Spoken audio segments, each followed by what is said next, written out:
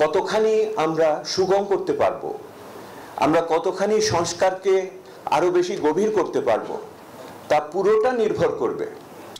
কোনো সংস্কার কাজে আসবে না।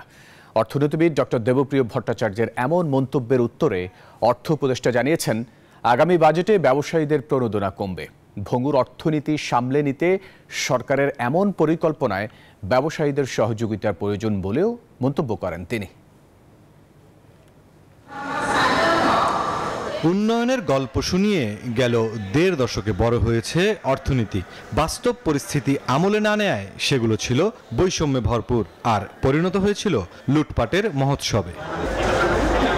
রোববার international business forum of Bangladesh IBFB'র এই বার্ষিক সম্মেলনে উঠে আসে দেশের অর্থনীতির নানা ত্রুটি বিচ্যুতি। এমন পরিস্থিতিতে রাজনৈতিক দলগুলোর নির্বাচনী রূপরেখার দাবি নিয়ে কথা বলেন ডক্টর দেবপ্রিয় ভট্টাচার্য। রাজনীতিবিদরা ওনারা একটা পথরেখা চাইছেন কিভাবে নির্বাচন, রাজনীতির পথরেখাকে কতখানি আমরা সুগম করতে পারবো, আমরা কতখানি সংস্কারকে আরো বেশি গভীর করতে পারবো, তা পুরোটা নির্ভর করবে, আমি দায়িত্ব নিয়ে বলছি, পুরোটা নির্ভর করবে আমরা কতখানি মানুষকে অর্থনৈতিক স্বস্তি দিতে পারবো। এ সময় অর্থ উপদেষ্টা বলেন, কর অব্যাহতি, রাজস্ব চুরি এসব কমিয়ে আনতে বিশ্বব্যাংক এডিবির চাপ বাড়ছে। তাই ব্যবসায়ীদের দিতে হবে যৌক্তিক কর, কমবে প্রণোদনাও।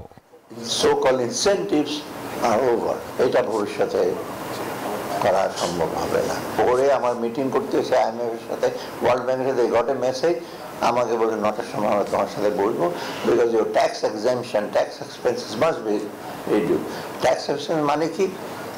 কর অব্যাহতি, হাফ করে দেওয়া, এইগুলো। আর চুরি টুরি আসলো ট্যাক্সে, একটু রিডিউস দেয়।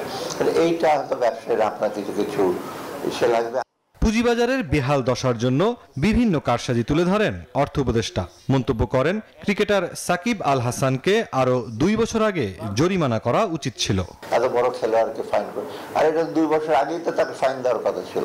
মুরসালিন হক জুনায়েদ, নিউজ 24, ঢাকা।